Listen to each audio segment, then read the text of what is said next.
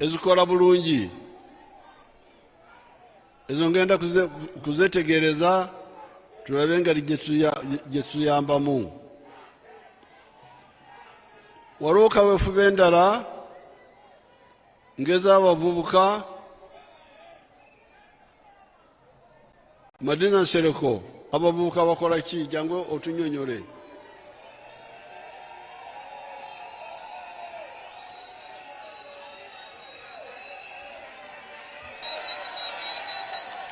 This is for the youth leaders. This is for the youth leaders.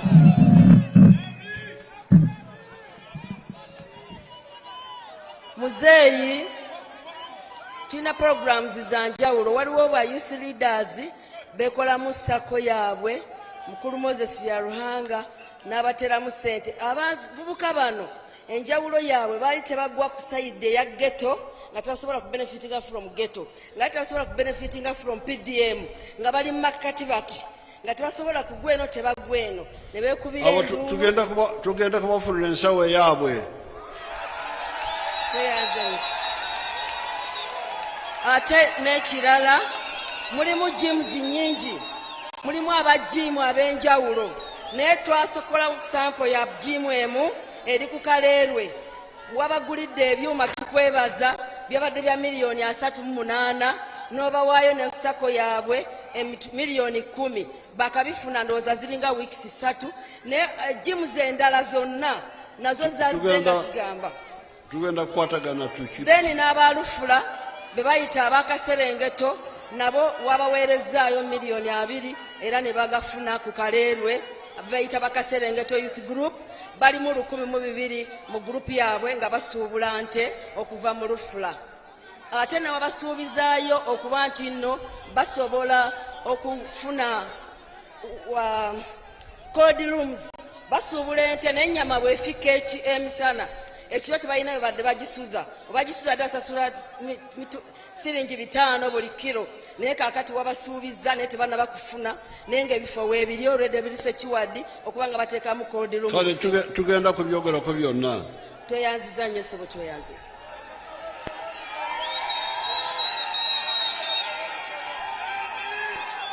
Kati ne waliwo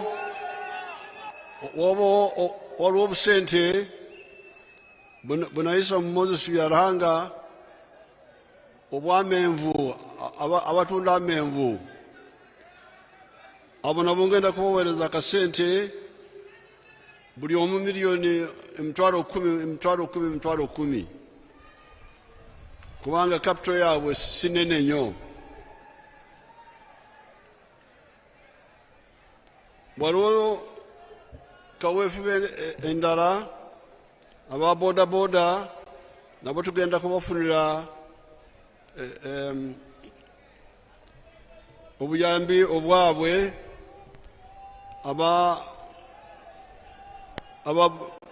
Abakola amatafaali, abooza emotoka car washers, aba boda boda na ba market vendors ab'omu butale.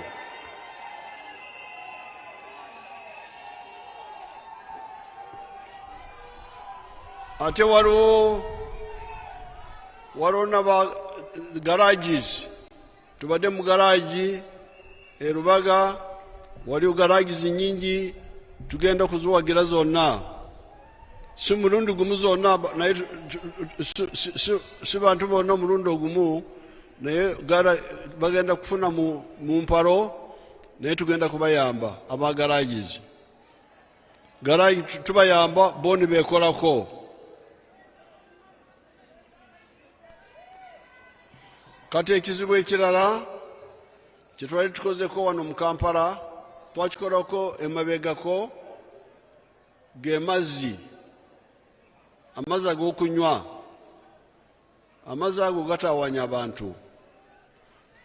Emyaka nga 15 emabega nakifuna nti abanyonyusi bali babaguza amazzi ku bbeeyi ya waggulu, ekidomola siringi 2.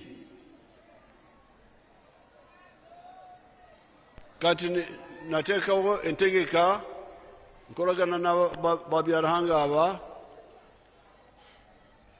okuteekawo stand pumps, stand taps.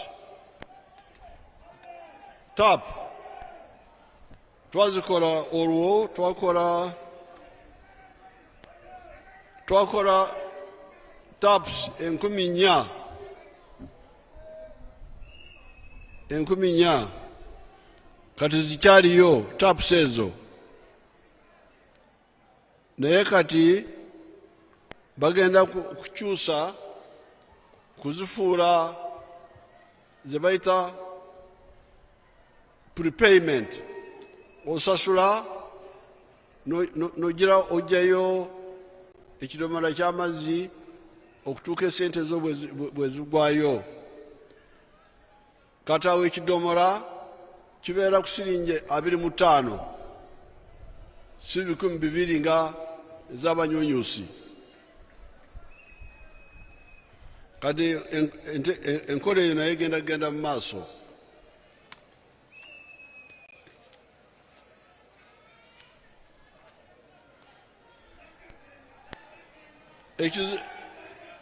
Ekizibu ekirala ekikosa ab'omu tawuni wano ky'ekigambo ky'amasomero. Amasomero aga gavumenti aga primary gali 79, aga private go mangi naye ga private ago. Ab'omu gavumenti walimu abaana 6,000 kumpi 7,000 aba primary, naye ate amasomero ga secondary gali 23. Naye ekizibu kiri nti amasomero ga gavumenti basasuza sente nyingi, emitwalo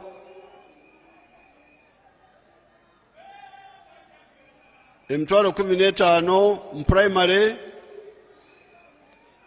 ate kumpi miliyoni mu secondary aga gavumenti. Ekigambo ekyo genda kukyogerako ne minisita na kabineti yonna tulabe engeri gye kitereezamu, kubanga omuntu abaana b'abanaku mu ghetto bandibadde basomera mu masomero ga gavumenti, basomera bwereere.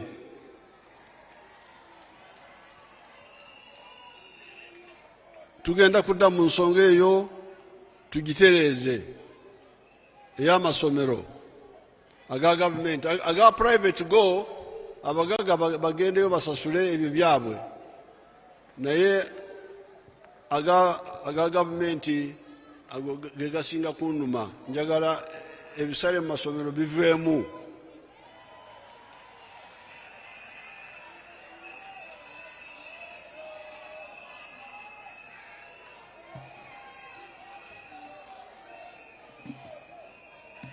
Kati ensonga endala ekosa ab'omu ghetto y'ensonga y'ebyobulamu.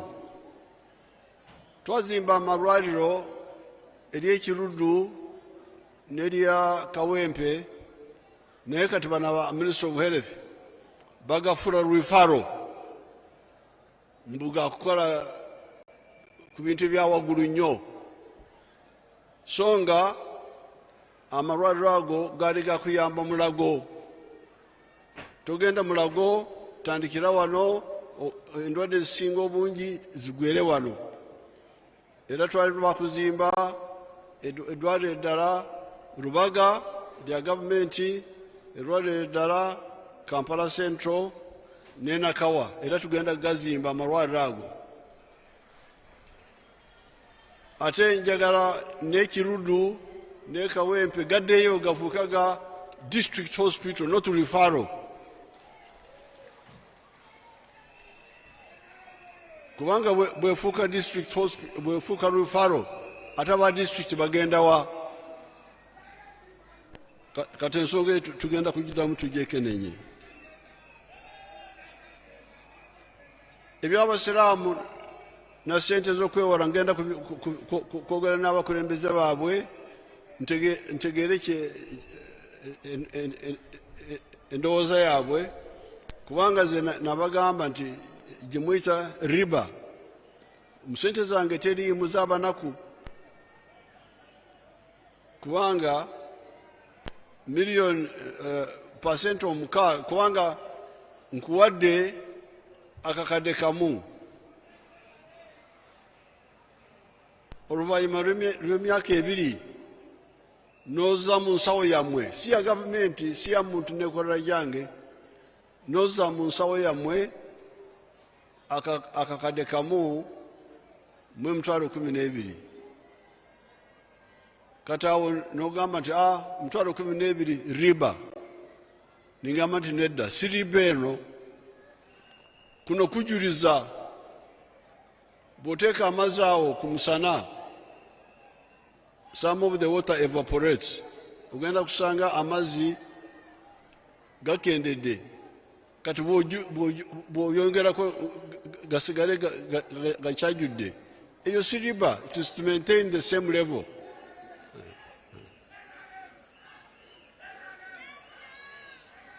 Naye mpozi ensonga enkulu mu basiraamu y'ensonga y'abaimaamu. Baimaamu tebakola, tebalina budde bwa kulunda bwa kukola ki, babeerawo basabisa abantu abo tulina okubateekerawo ensawo yaabwe, babeerawo. Abakyala babeeko kye bakola, imaamu bw'asaba kubanga abeerawo asaba, abakazi babeeko kye bakola. Kati ebyo byonna byenjogedde biri ku kigambo kiri namba 3, obugagga. Naye kati waliwo ekigambo ekirala, emirimu, jobs. Emirimu gisangibwa wa? Kambalaga emirimu gye gisangibwa mu ndage bya Mukama.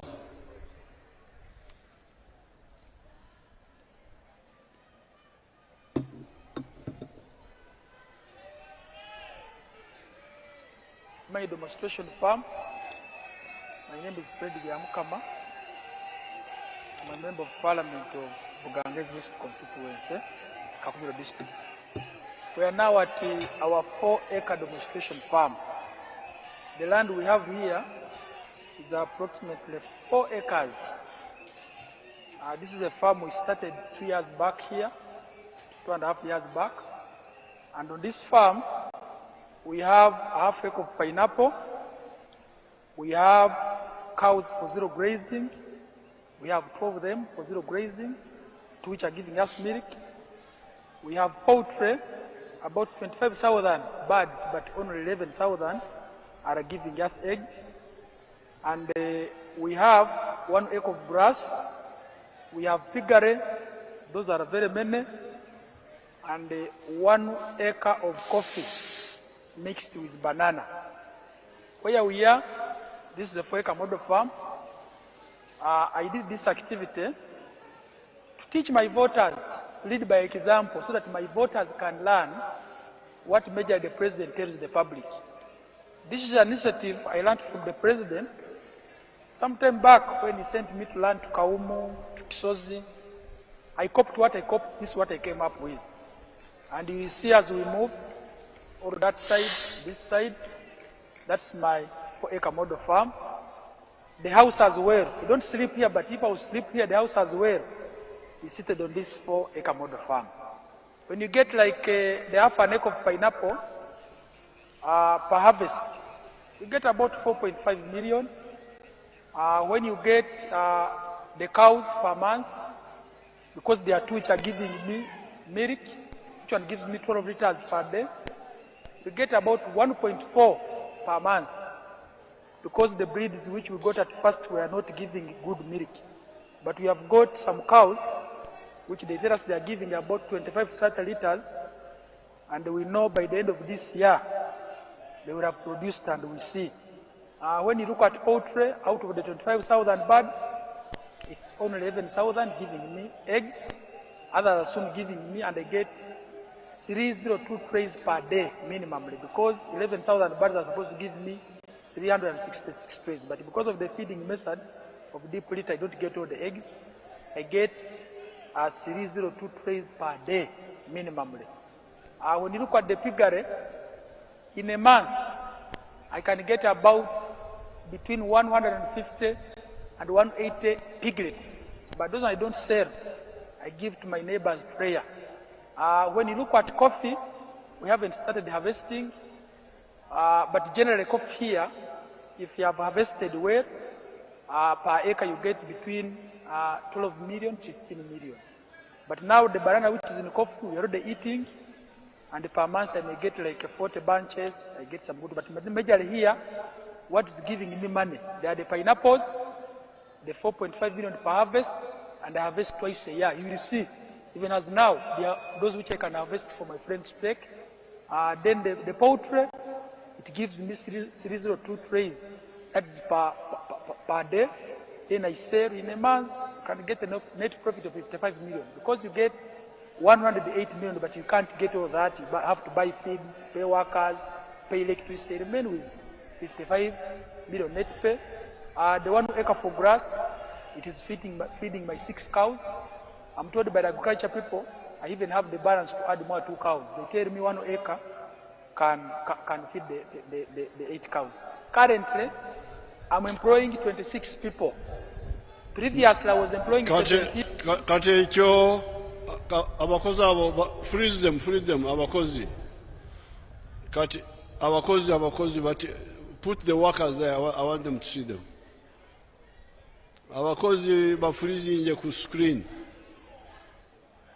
Kati mulaba bya Mukama yali talina kye yali akola emyaka okutuusa emyaka ena egiyise. Bwe yajja kundaba nenjogera naye n'ekitaawe n'addayo n'atandika. Kati muwulidde byakola, alunda enkoko z'amagi, atunda trays 3 buli lunaku. Omwezi afuna obukadde 55 amagoba amaze kujjako zakozesa. Ekitegeeza nti omwaka amagoba gokka g'omu magi gali nga miliyoni 7. Kati ate alina ebitooke, alina emwanyi, alina ente z'amata, alina enanasi. Ebyo byonna tabitaddemu, ziri zenjogedde 7 z'amagi gokka, ate magoba amaze okujjako zakozeseza. Naye kati akozesa abantu 26 abakozi abo. Kati bwe mba abavubuka mugamba emirimu giva mu bugagga. Nekolera jange akola ekyobugagga, naye obugagga obwo ne buzaala emirimu. Kati oyo bya Mukama ali mu kulunda n'okulima. Katulabe amakolero amanene.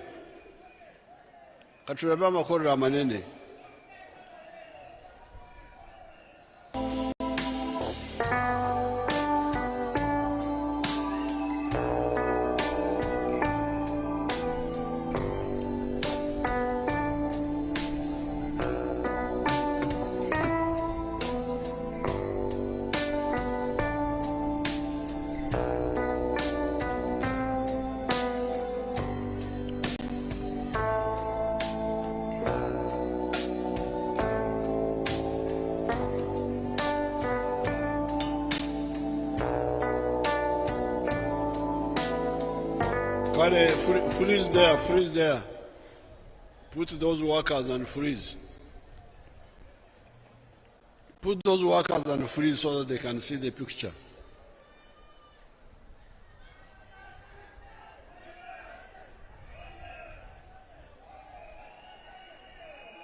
Kati mulaba abo bonna bakozi mu factory emu, abo bonna be mulaba. Kati bwe mba kale, thank you. Kati bwe mba mwogera ku kigambo ky'emirimu, mbazayo ne mbagamba nti mujjukira kye nabagamba, kola obugagga by'obulimi n'obulunzi n'obuvubi, kola obugagga mu by'emikono, kola eby'obugagga mu makolero amanene, ate ekisembayo kola eby'obugagga omubuweereza nga mu hoteeri oba mu boda transport. Bw'okola ebyo bizaala emirimu. Kati bano ababawubya ne babagamba nti emirimu girina okuva mu gavumenti. Tekisoboka. Gavumenti terina emirimu egigenda kumalawo ffenna. Mugende musome mu nsi zonna, tekisoboka. Ensi ezikulaakulanye emirimu egisinga obungi giri mu baneekolera gyange.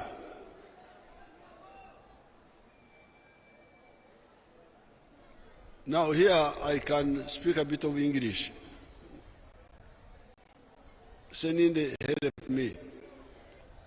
The final word is services.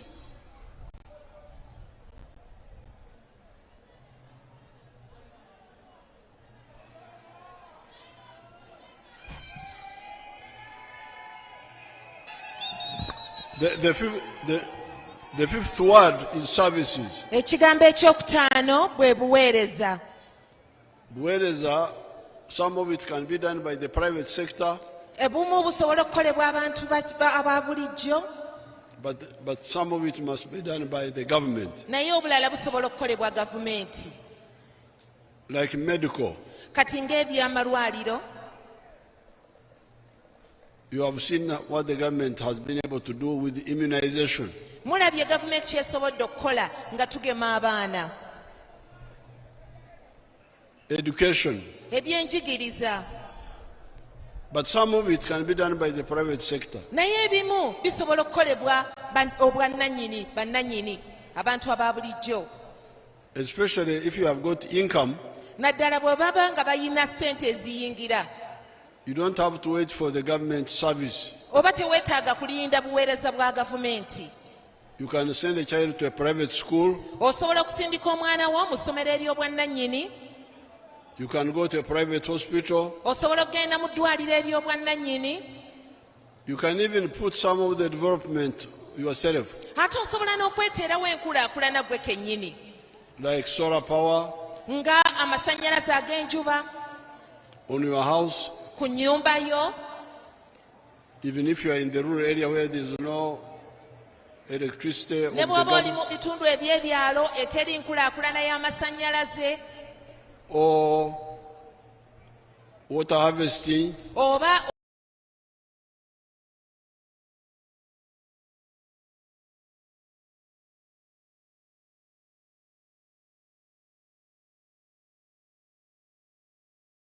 kulembeka amazzi ag'enkuba.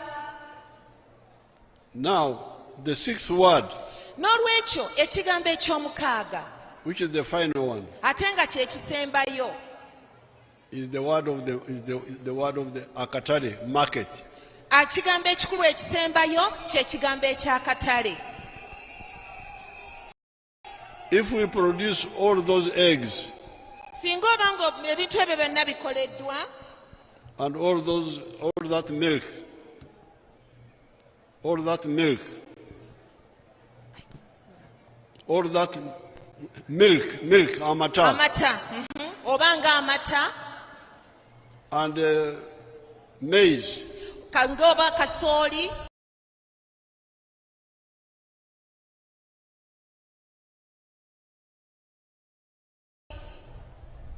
and bananas ng'oba amatooke and cement, industrial products, aha kati ng'abakola seminti where do you sell it? obitunda wa?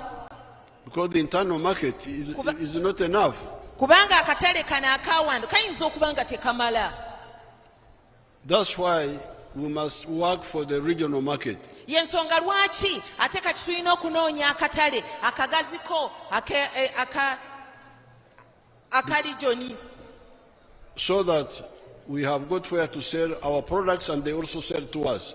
tusobole okuba nga tulina akatale akamala gye tusobola okutunda ebintu byaffe ate nga nabo basobola otuguza ku byabwe. Therefore, the people who come and talk to you about tribes and religion and so on, n'olwekyo bannange abantu ababa bawulira ebintu ng'ebyamawanga ebyamadiini n'ebifaanana bityo, they are our enemies. abo be balabe baffe abasooka, They are enemies of our progress. be balabe baffe ab'okugenda kwaffe mu maaso. Because without a big market, Kubanga bwe tuba tetulina katale kagazi, there is no way we can be prosperous. tetusobola kugenda mu maaso bwe tuba tetulina katale kagazi. This was the problem in Latin America. Ebyo bye byali ebizibu by'abalatini America abo bannaffe. Those countries are very rich in terms of natural resources, Abo abantu bagagga bavundu naddala mu bintu eby'obutonde, but because they failed to unite, naye olw'okuba baalemererwa okukwatagana, bazingama. kyekyo taata kyagambye, Kiteeke mu Luganda olulungi. baalemererwa okukwatagana, ekyavaamu ne balemererwa ne bibalemerera ddala ne baziŋŋama. Okuzingama mwekiri mu Luganda. Essebo mwekiri. So we don't want Africa kuzingama. N'olwekyo tetwagala Afirika yaffe eziŋŋame. Therefore, you N'olw'ensonga bannange mmwe, must understand why NRM talks of unity. njagala mutegeere lwaki NRM eyogera ku bumu. Unity of Uganda, Obumu okwegatta okwa Uganda, unity of Africa. n'obumu okwegatta okwa Afirika yonna. Because we need it for our survival. We need it for our survival Kubanga twetaaga okubeerawo and also for our prosperity. n'olw'enkulaakulana yaffe. N'olwekyo ab'e Kampala mbasaba mwena mumanye olugendo lwetuliko n'ensonga ezituwaliriza the reasons why we take the stand we take. Era mwetaaga mumanye lwaki tukwata ekkubo lye tuba tukutte. So that you all support. Mwenna mbasaba bannange ekkubo lye tukutte muliwagire. Now when it comes to elections, Kaakati bannange nno bwe bituuka ku by'okulonda, mbasaba mulonde ababaka ba NRM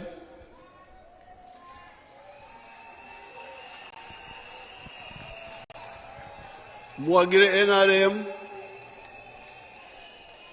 kubanga NRM yerumirwa abanaku, ate ababaka ba NRM singa mubalonda be basobola okulondoora n'okubanja ebyammwe.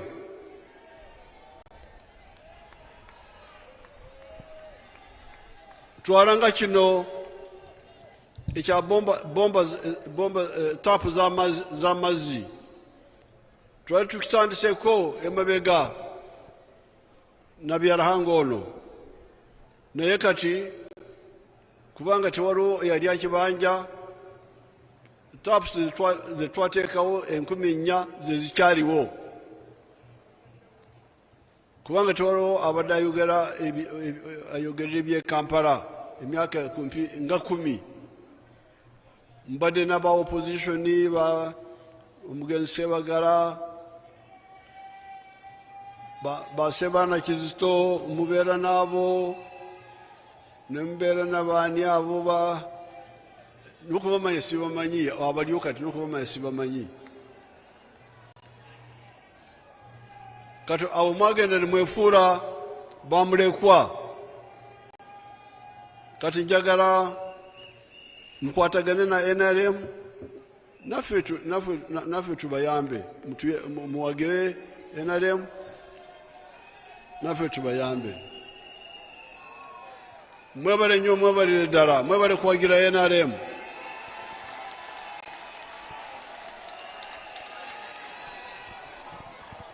Sebo, Your Excellency Chairman.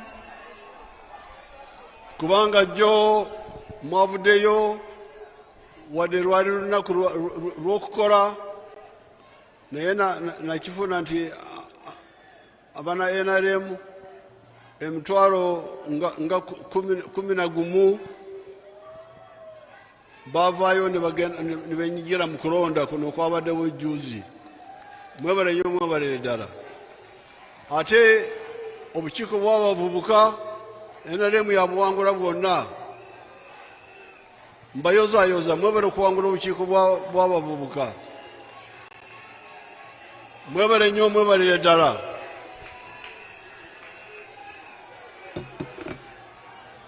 Your Excellency the Chairman of LC1.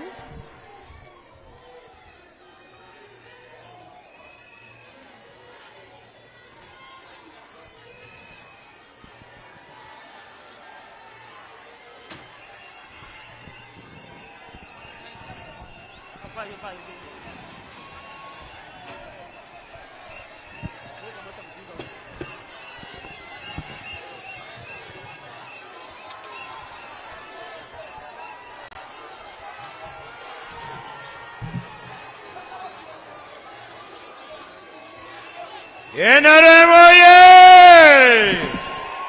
President Museveni oye! LC1 w'ekitundu kino LC1 w'ekitundu kino muwadde tukutuku egire muyamba bamumpeere miliyoni 12 yegulire tukutuku. Thank you so much, Your Excellency. Finally, the journey of 2 years ends today on your wealth creation tour of the whole country. Your Excellency, with your permission, as earlier on requested, we will have some representative photo moments.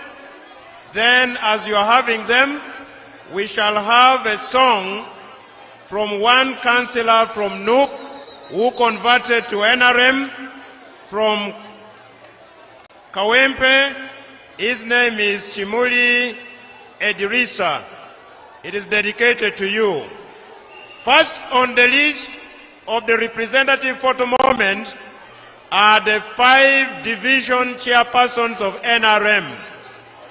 May I request the 5 division chairpersons of NRM from Kampala to proceed and have a photo moment on behalf of all the NRM members and leaders and supporters of Kampala.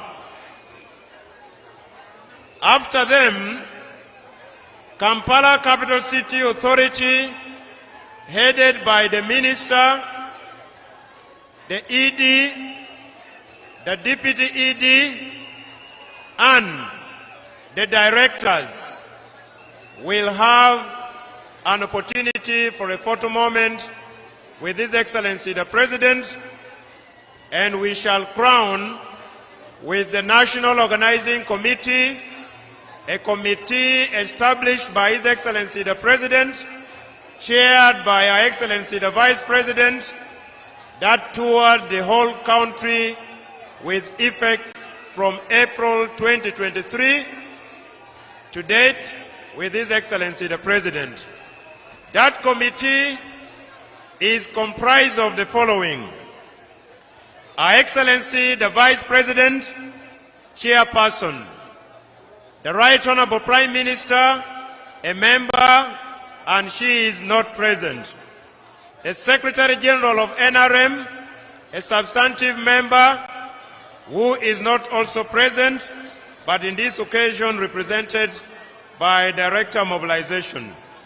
The Government Chief Whip, the Minister of State for Investment, State House Controller, Commissioner, Patriotism Secretariat, the PDM National Coordinator.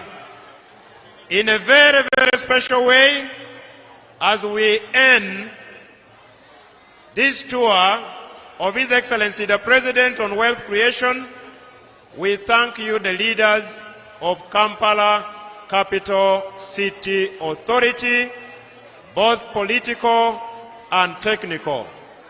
You were the last, but not the least. We normally say, save the best for last.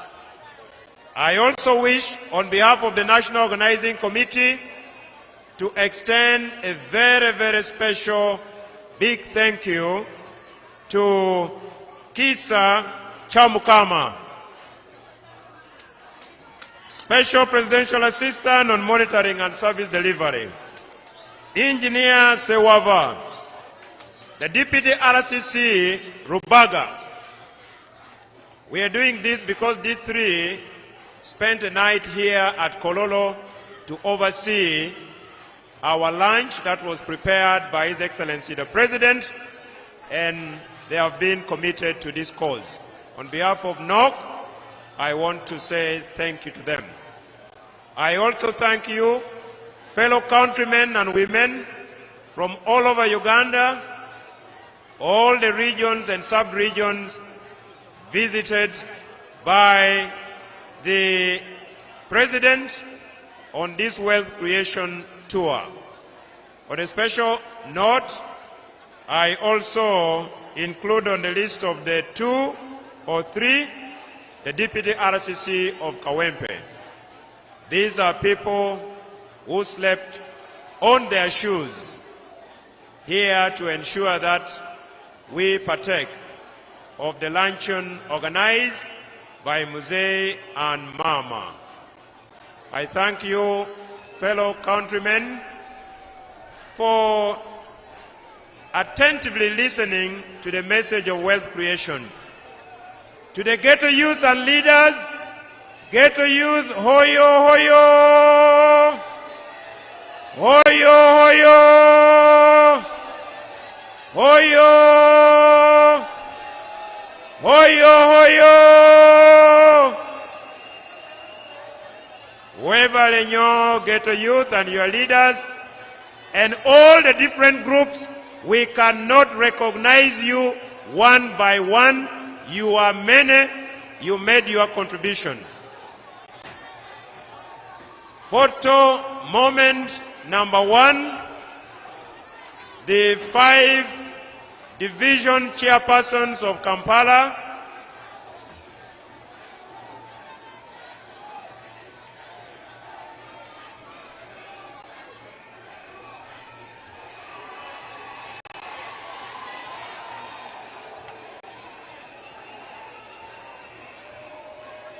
Mr. Chimuli, please be on standby with your one song. Mr. Chimuli was a Saul but is now a Paul. He was a member of NUP but now a member of NRM. He is a councillor from Kawempe.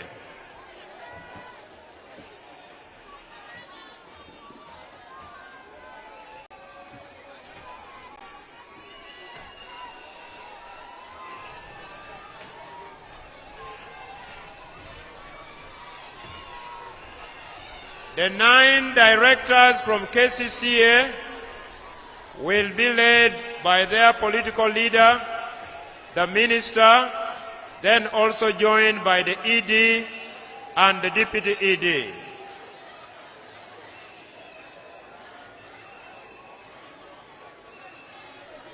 And last but not least, the committee in charge of organizing the Presidential Zonal Tour. The grace of God has been sufficient, led by Our Excellency the Vice President. May I invite the Minister of State for Investment, the State House Controller, Commissioner Ellen Seku, the PDM National Coordinator, who has been part of the team and moved all over the country. This team will also be joined by the MC for today, a member of NOC. I am your humble servant, Dennis Amson Oboa. DJ, may you proceed with our Tubonga Nawe as Chimuli prepares to crown it all.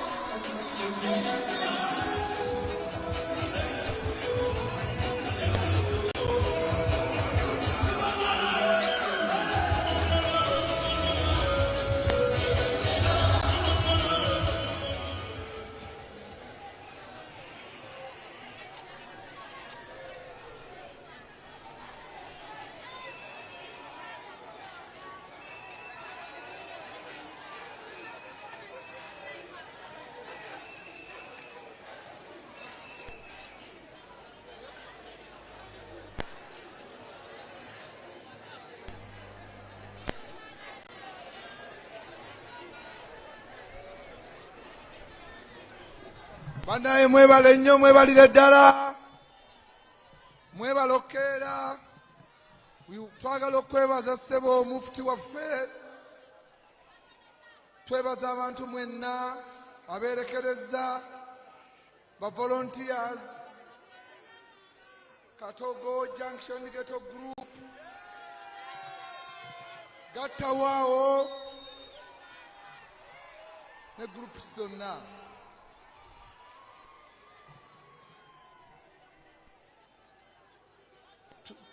Twebaza nnyo abakubi b'enduulu Kyala Namayanja ssebo twongera okwebaza kisa kya Mukama weebale nnyo weebalire ddala. Omuyimbi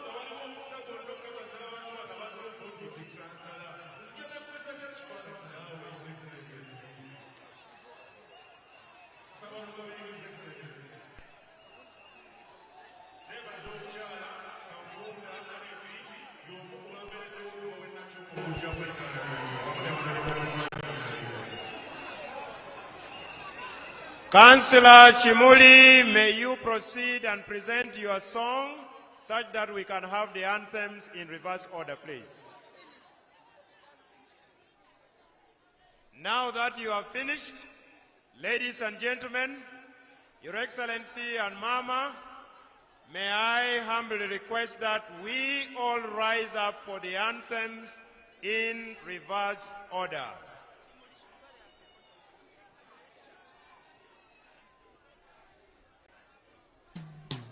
Oh,